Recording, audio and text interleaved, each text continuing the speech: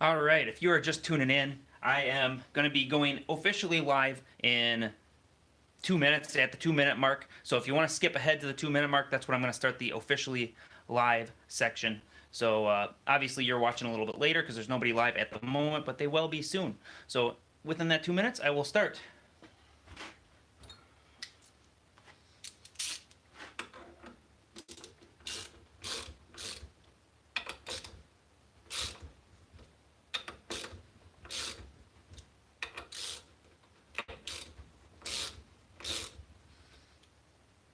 All right, I see I got a few of you on here. I'm just gonna wait till the 2 minute mark, and then I'll actually start talking. Hey, Glenn, how goes it? Until I hit that 2 minute mark, I'm just gonna go ahead and keep wrenching here. So if you guys can just bear with us a moment, so we can get a few more people on.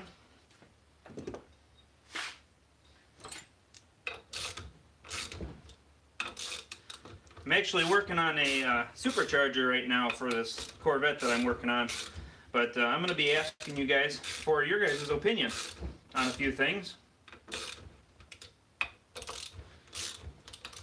Got a few more, so I'm just waiting for a 2 minute mark here to let you guys know, and at the 2 minute I'll actually start yakking here a little bit more.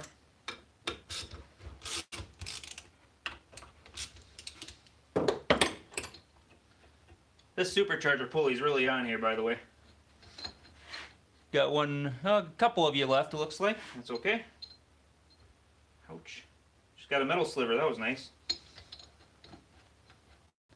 Alright, we're about to start here. We're almost to the 2 minutes.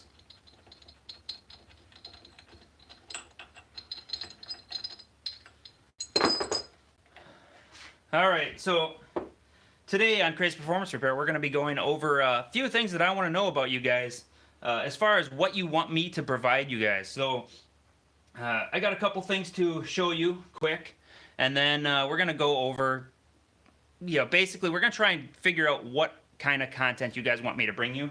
So be sure, if you have anything that you can think of right off the top of your head, leave a comment for me during the live stream here. And if you have a specific vehicle that you would like, be sure to leave a comment below. That way I can see how many people like that comment and so forth. So I'm going to go ahead and try and get this pulley off of here first quick, because this is driving me crazy. So what I'm doing right now, I'm actually working on a supercharger on a Corvette. That's another one of those content things that I would like to know from you guys. A C4 Corvette guy. I actually have one customer with a C4. What year is that thing though? I don't think it's not the LT1, but it's been converted to a. Have you ever heard of TPIS? They actually have a little bit going on there too. More black C6 things. Imagine that. So that guy has a blue one, but I haven't had him here since I started YouTube. I'd imagine he'll eventually show up here this summer, so you guys will get a chance to see that car too. But alright, this thing is killing me here. I gotta get this thing off of here. So I'm kind of like playing with pulleys and trying to get this thing out. I actually had to thread part of this.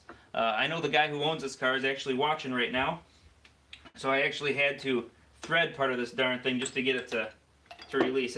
It's rusted on. It's bad news.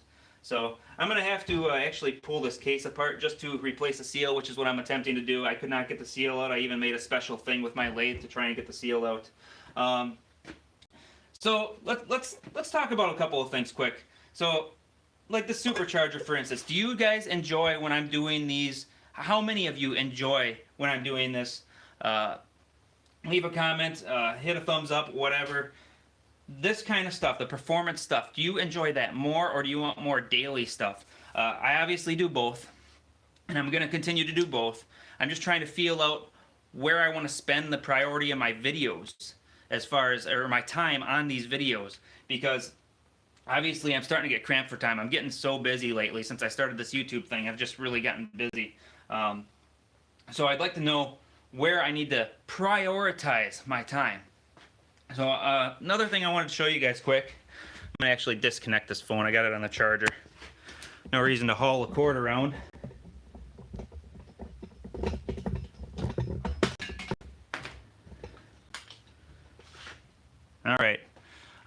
block the camera so you don't get too glitchy.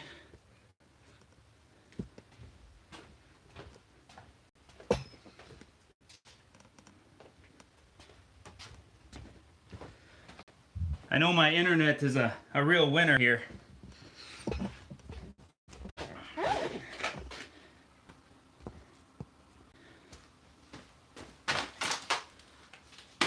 So, you guys, most of you have known by now that I have a website, and the link is in the description below, of course. But I'm trying to figure out what I need to put on this website, so I want your opinion on that as well. One of the things I'm actually considering, I actually started it on the website already because I'm gonna do it, but I'm more curious what you want to know about it. If you guys can give me a second quick, I got somebody at the door.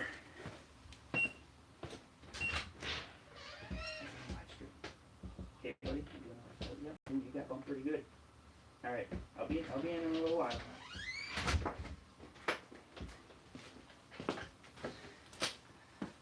Okay, back to this.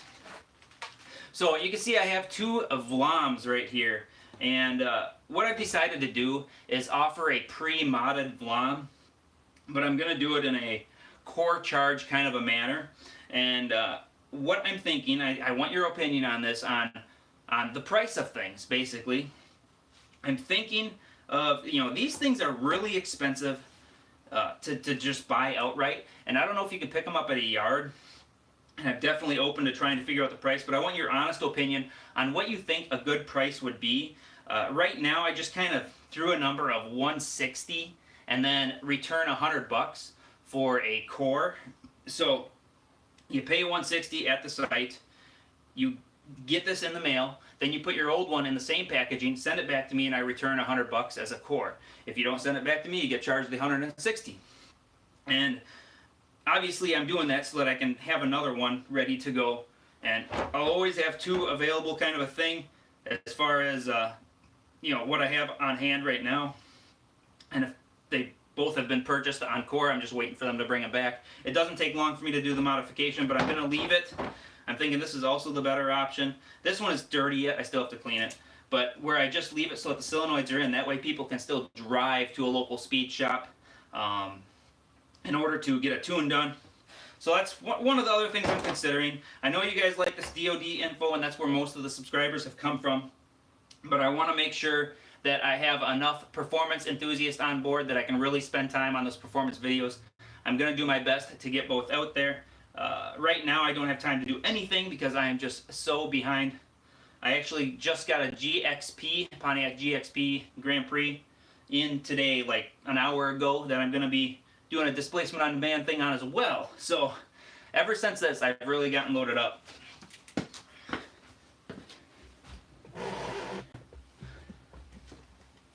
So, alright, I'm going to move a couple things quick, get them out of my way. And we are going to go back to my computer so that we can go over questions.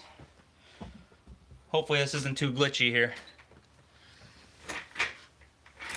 Alright, I see I got 16 on, so a fair amount of people on right now. If you're just joining, I'm basically looking for opinions. Be sure to go back in this live stream to get more information. I'm going to go ahead and click on what you guys are watching right this instant, which is going to be interesting. There we go, it's repeating itself. Alright, what I'm going to do is turn the volume down here and turn the graphics to pretty much nothing. Super grainy. And watch the comments if I can get it to... There we go. There's the comments. Okay, so let's see, what do you guys have to say? There's the C4 comment I saw earlier. So when I'm on the phone and doing this live stream thing for you guys, I can only see the comments for a little bit and then they disappear. So that's why I do this kind of a thing, to be able to see you guys. I'm going to bring you a little closer so you can watch me and rather than the screen.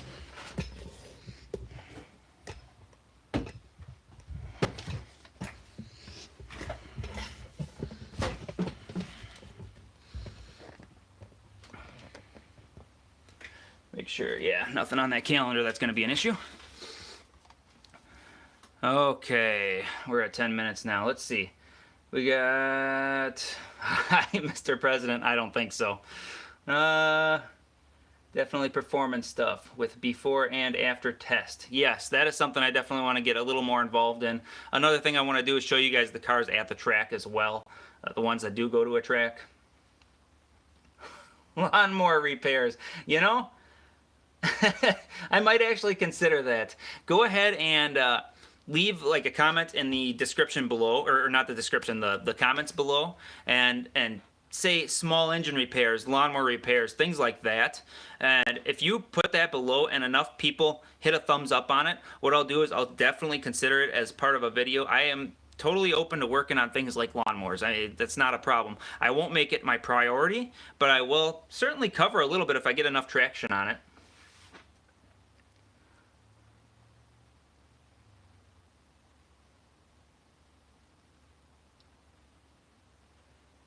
Cylinder, the series on the cylinder delete lifter fix. Yep, that DOD thing is pretty much coming to an end now. I mean, as far as, I mean, it's still plenty popular, but I've got enough videos on it that I've pretty much covered just about everything I think I can cover on it. So I'm pretty much out on that. I'm still going to do a thing from here and there, and I might do a live stream where I find something interesting on one from time to time, like I did last week and the week before.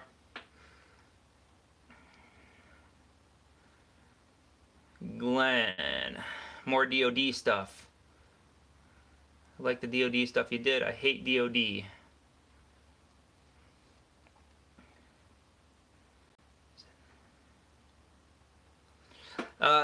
So the actual failure for the lifters on those, Glenn, is it's oil pressure, basically. It comes down to having low oil pressure that causes the lifter not to deactivate fast enough. If it doesn't deactivate fast enough, you got that little paw that's inside that lifter that will actually smack up against that shelf because it hasn't collapsed far enough. It hits that shelf, expands it, and then the lifter locks up. So it's usually lack of oil pressure while trying to deactivate cylinders that causes the issue. I wish GM would have somehow built it into the computer. If it sees less than X pressure, it won't try to deactivate cylinders. Then they would have saved themselves a lot of headache, but you know they won't do that because this is their cash cow, and it's starting to turn out to be my cash cow too. So it's unfortunate, but they do what they have to.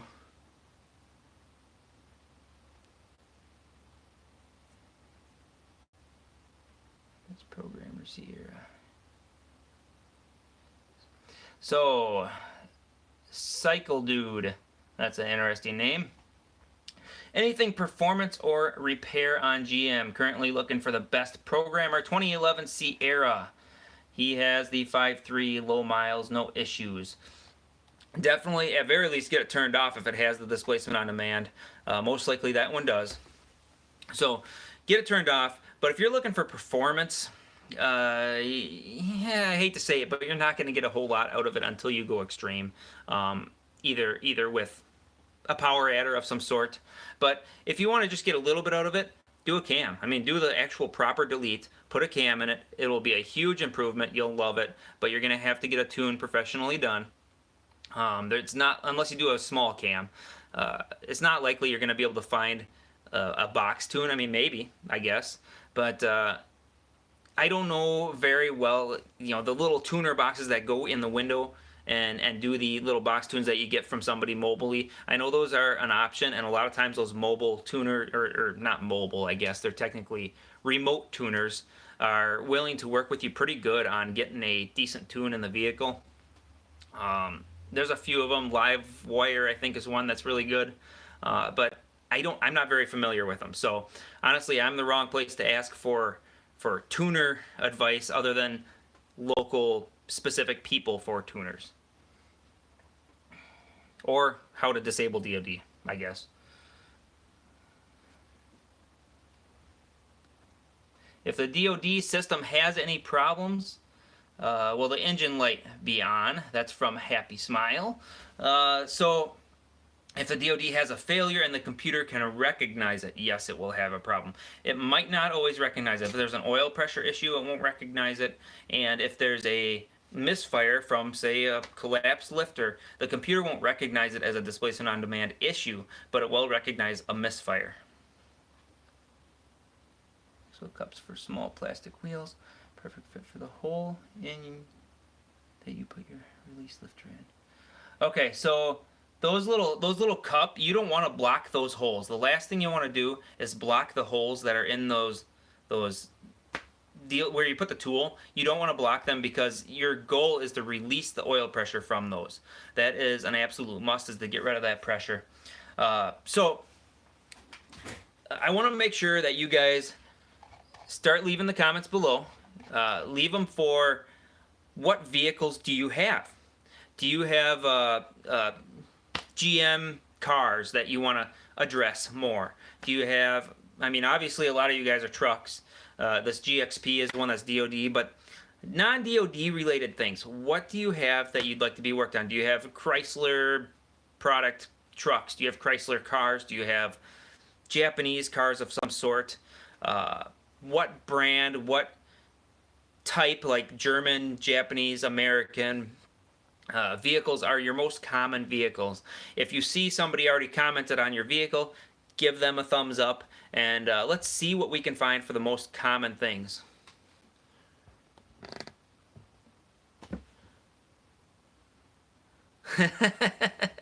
What's the best brand of air to use in my air filter? The highest oxygen count air that you can find. Lowest to sea level because it's got the most pressure. How's that? So I'm gonna go ahead and refresh this and see if you guys, because I can't see those comments pop up. I'm just curious. Refresh this and of course it pops up talking again. Nothing there. All right. So I just wanted to make sure I covered a few of those things and got that out there. I think unless you guys pop up a few more questions, I'm pretty much going to be dipping out here. I just wanted to make sure I get your guys' opinions. So again, comment below. Not in the live section for the sake of common things that you'd like to see worked on. And the guy with the lawnmower, don't be afraid to say motorcycles, lawnmowers. Do you like the engine builds? I'm going to be doing ceramic coating soon. Do you want to see some ceramic coating? That's another good one that I do. I also do ceramic coating of, I don't want to say the word. I'll just spell it out, G-U-N. I don't want to get demonetized though. I do ceramic coatings of those parts as well sometimes. So be sure to leave a comment. What do you want to see ultimately? The shop improvement stuff, I do that from time to time, but I haven't done it in a while because I've been pretty busy.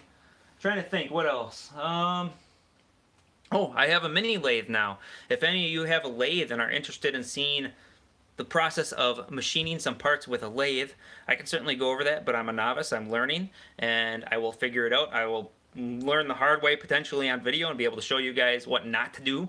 Otherwise, what does work, what I find that works. So there's that. Ah, there's a good one. Thank you, UC Buzz. DEF delete for Dirty Max. I don't do very much diesels anymore, but I do get them occasionally, and I have done a lot of, what are they called?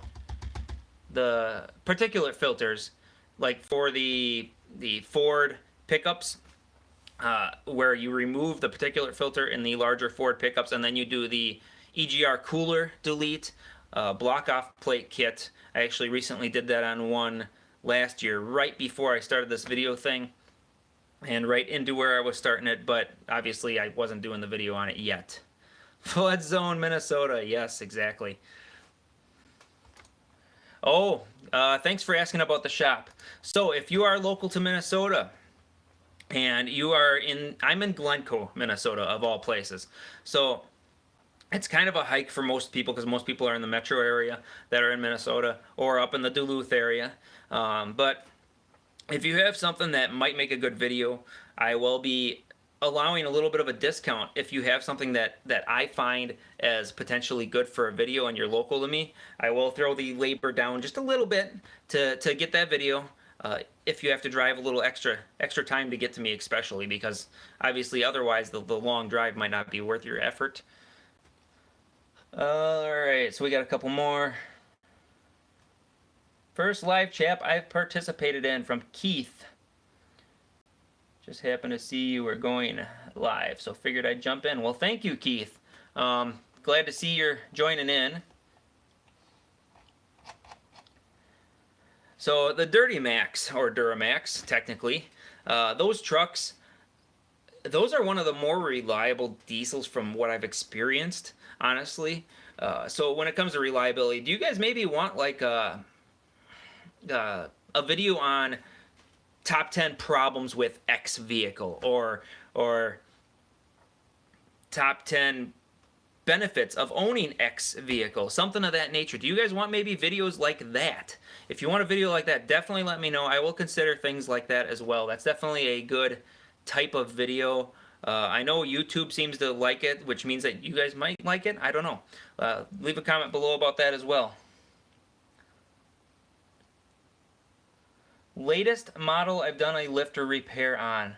I did one that was a 2012. That seems to be the newest right now that I've done a repair on. A lot of them are still under warranty. And since I just started doing this as far as the YouTube thing, I'm just now getting busy with it. Otherwise, I was only doing maybe 2 a year kind of a thing. I wasn't like doing a ton of them. I did them from time to time, but not a whole ton of them.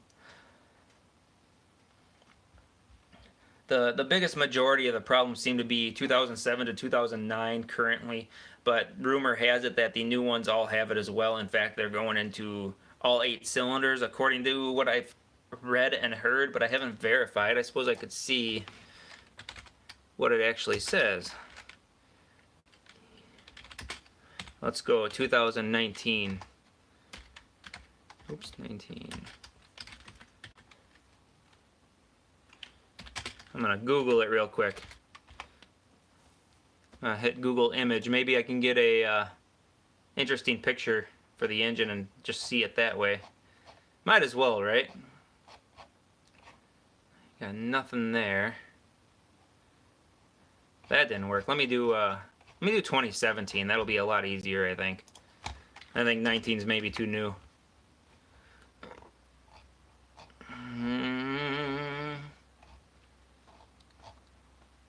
There we go. Those still have the same AFM towers on this one, but that's just a generic picture. I know you guys can't see what I'm doing, so I'm kind of rambling stupidly here. Just trying to see. Oh, somebody commented recently on my channel. They actually left a comment about, what was it? A 3.9. And the 3.9 is like a 3100, 2.8, 3400, 3500. They're all basically the same engine block setup.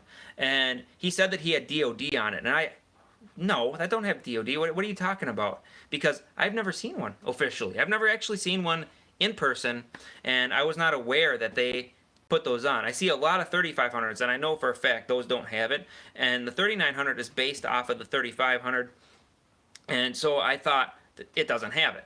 Well, apparently it does. It's got a separate module box. If any of you guys are in Minnesota and have one of those cars, I would love to see that car. I tried Googling things, and I could find very limited information on it. I know those motors aren't, all over the place, but I would certainly like to get it because I might be able to create a niche on that particular vehicle and engine design. Ah, Keith, you were the guy who commented about the machining. I remember that now. I knew that name looked familiar. I think I actually sent a message on YouTube suggesting maybe helping me with the tools at some point. And I've actually come up. I should show you something quick because you might get a kick out of this. How I started machining the tools from scratch rather than using a push rod.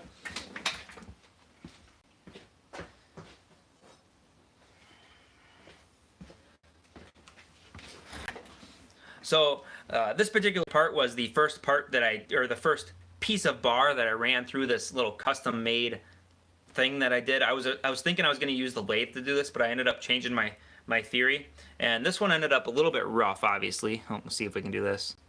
Well, really rough. But what happened was I was running it through, and I had one of the metal filings get caught in my little jig that I rigged up for doing this, which I'll show you in a minute here. But that was an interesting jig that I came up with, and once I got it figured out, it worked really well. Let's see if we can get a good view of this. it doesn't look like I can. Of course not. I can't get that thing to zoom in on that. But the finish on this is really, really good. And this is a 6-foot rod that I did it to. And so what I'm starting with is 5/16 rod.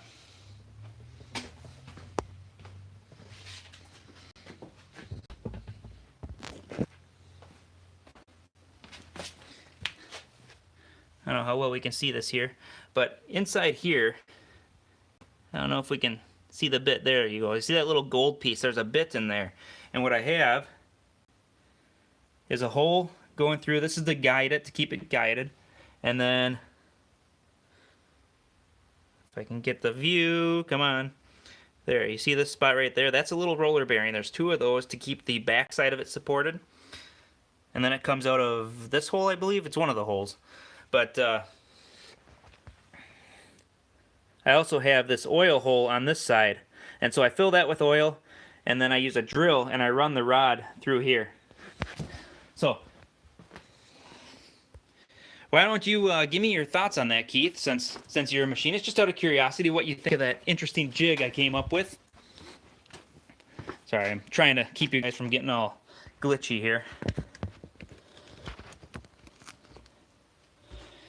There, block you off again so you don't get all glitched out again. I know this internet sucks.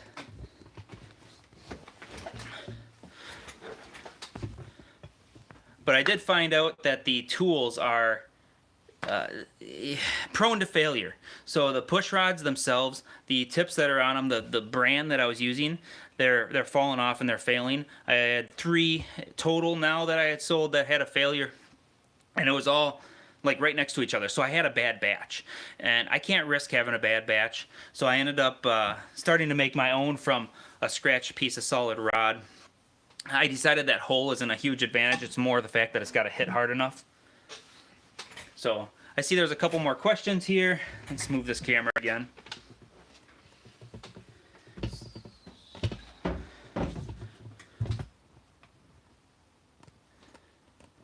And since you guys are a little more active on this one, I am going to make sure I stay on here as long as you guys need me. Mission fluid, mine works fine.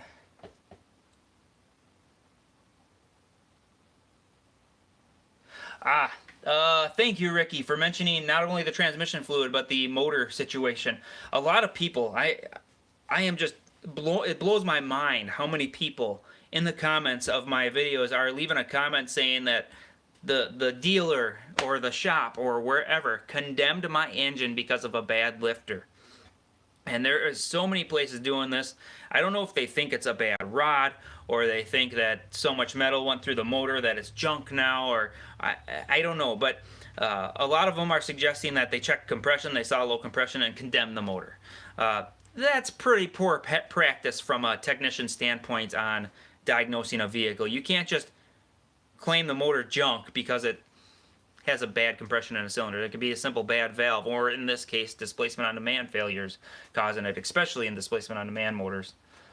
But the transmission fluid thing, if your motor is sludged up and you have a lot of sludge built up in there that's causing issues or potentially could cause issues, when you do your oil changes, make sure you do them 3,000 miles, and make sure you add half quart or a quart in replacement of the engine oil, of one or half a quart. You know, just kind of make it so it's got a little tranny fluid in there. It's very high detergent, and if you do it every oil change, it'll eventually clean it out. If it's severe enough, you're going to want to run the motor on transmission fluid in the driveway for X amount of time, checking on the oil pressure, making sure it's not dropping, and hope for the best. Hope you don't take out some bearings or something along the way, but there is a risk of that. So hopefully your motor's not that dirty. But when it comes to these lifters failing, I'm seeing a lot of them fail with clean engines. It's not always the dirty engines. The clean ones fail too. It's something to do with a really poor design, poor materials. GM kind of did a bad job in the material department of their engines and their design there. But the ones that do work and do last when they're clean, they last for a really long time. I'm seeing a lot of these motors hit 400,000 miles as long as the displacement on demand is addressed at some point. It seems like no matter what, it's a given, it has to be addressed. But aside from that, pre-DOD easily hit 400,000. Post-DOD, as long as it's addressed, hit 400,000. The sooner it's addressed, the better, because it will prevent the rings from causing a lot of oil to get by and burning oil.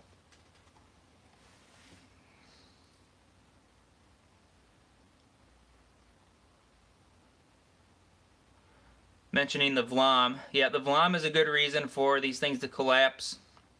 And when that VLoM fails, you do my VLoM mod. I have plenty of videos on that. Maybe I'll go ahead and later on throw a link up in this corner to the video so that we can make sure we get that covered.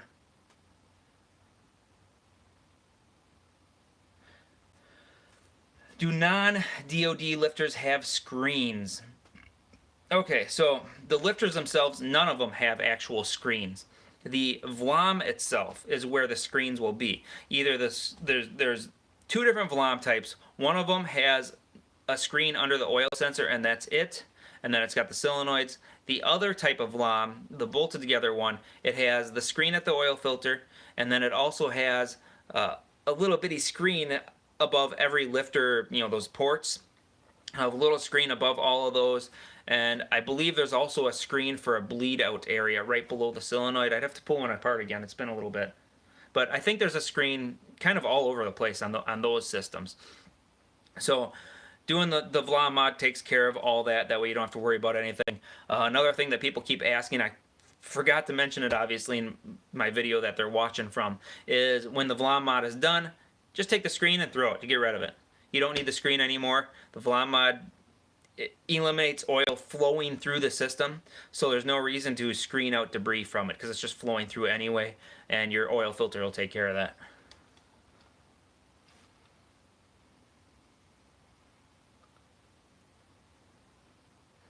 Cool fixture. It's like a spider with a cutter built in.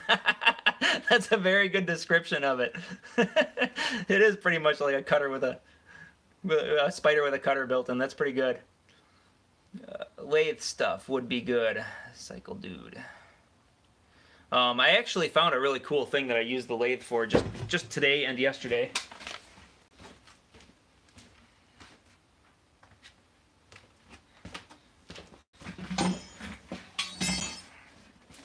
So I'm doing a valve cover, can't speak, doing a valve cover modification on this Corvette that I'm working on. And it had a nipple sticking out here for the PCV system, and we're modifying it to a much larger port because of blow-by reasons. It's a performance engine, and you just can't get enough out of the factory system. So you can see there's a cover in here now, and I actually just machined a little plug basically that I could press into this hole to seal off the hole without having to do anything fancy, no tapping, no nothing, and I don't have to mess with the paint coating. And then when I did this, I just tapped it. That's not lathe related, but putting this fitting in, I just tapped, threaded it, and put a little schmutz on there to seal it up, threaded it in, and that'll be solid in there for good now and flow the way that we need it to. I still have to add the baffles to this, and if I get around editing that video, you guys will see that too, but that'll be pretty late. I'm so far behind on videos, it's silly.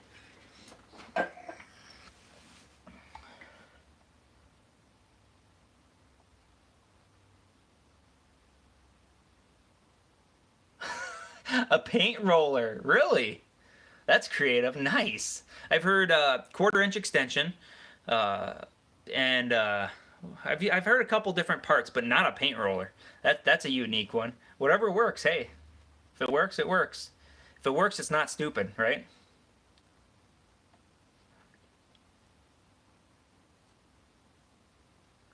Okay, so how much stock am I taking off?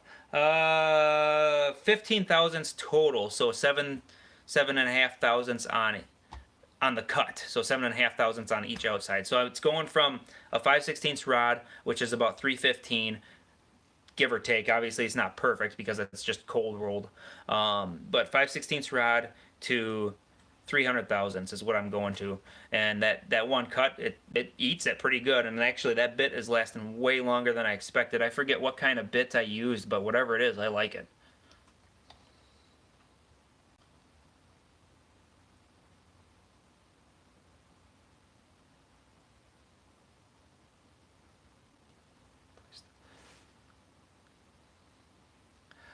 All right, so Big Mimi is how I'll pronounce that. So when removing the oil passage on the VLoM plate, do you need to replace the valve cover to the updated one? So the VLoM plate and the valve cover are unrelated. The oil burnage is related to the valve cover. There is an update for many of the vehicles. You have to check your specific vehicle. There's a TSB for oil consumption where the PCV has failed. And since I have the valve cover here, or a valve cover, so it's a different design than this, obviously. This is actually you can see the hole here for the fill. This is actually the passenger side.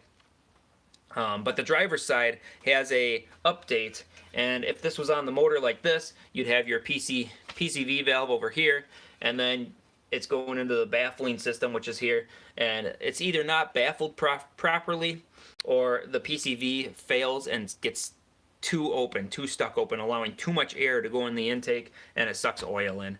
And that's what's happening with the stock GM trucks where they're burning a lot of oil. I don't know if that applies to the cars, though. I haven't heard anybody with cars complaining about the oil consumption from the valve cover.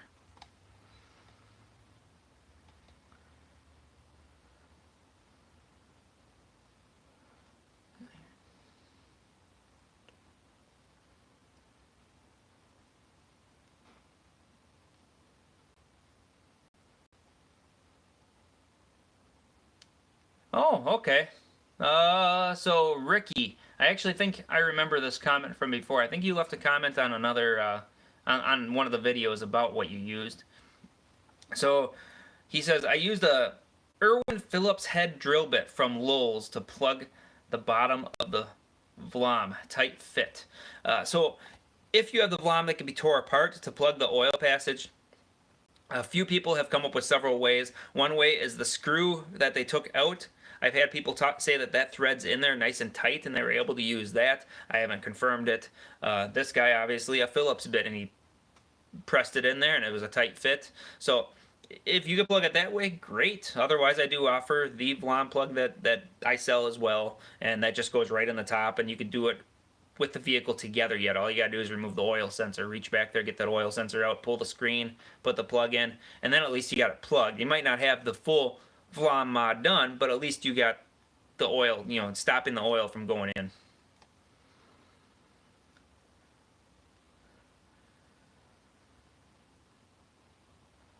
Do you benefit from using the updated valve cover? Of course you benefit if you are burning oil currently. If you're not burning oil, you don't have an oil consumption issue, then you probably don't have to worry about it unless the problem arises, I guess.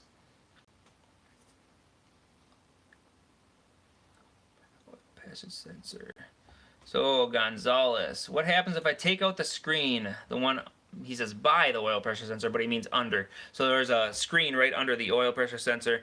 If you take that out and you do the VLoM mod, you're not going to have any problems. If you take it out and forget about it, or not put it in, but you still use the displacement on demand, it might cause an issue because you might end up with debris getting in the solenoids, causing them to stick.